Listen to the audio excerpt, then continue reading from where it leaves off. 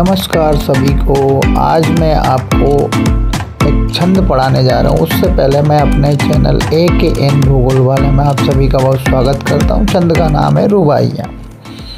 यह उर्दू और फारसी का एक प्रसिद्ध छंद है। रुबाई शब्द अरबी के रूबा शब्द से बना है, जिसका अर्थ होता है चार। रूबा का अर्थ होता है चार। रुबाई में कुल 4 मिसरे, हिंदी में मिसरे को चरण बोलते हैं, तो 4 मिसरे या 4 चरण होते हैं। रुबाई फारसी का एक अत्यंत लोकप्रिय काव्य रूप है।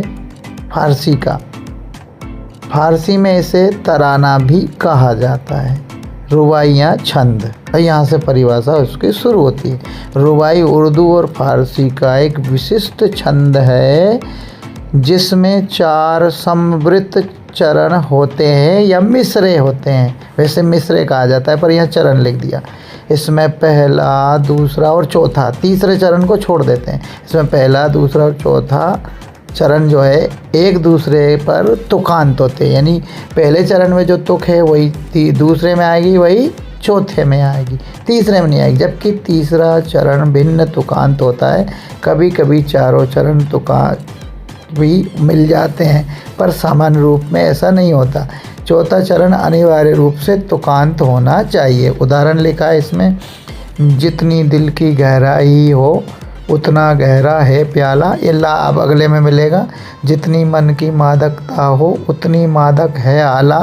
फिर ला का मेल हुआ, ये समतुकांत हो गया।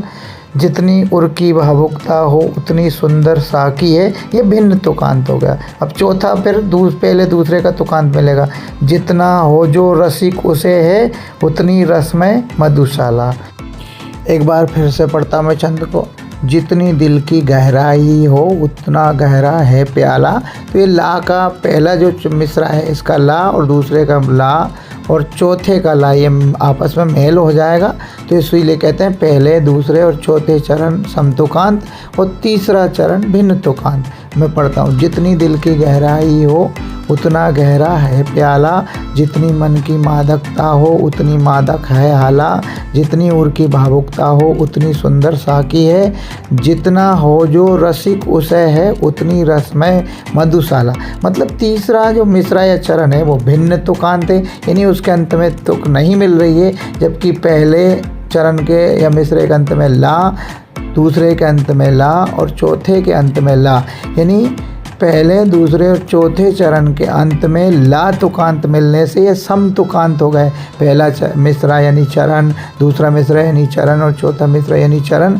ये तीनों मिसरे या चरण समतुकांत हैं, समवृत्त हैं। जबकि जो अगला जो तीसरा चरण है वो भिन्न तुकांत है। धन्यवाद।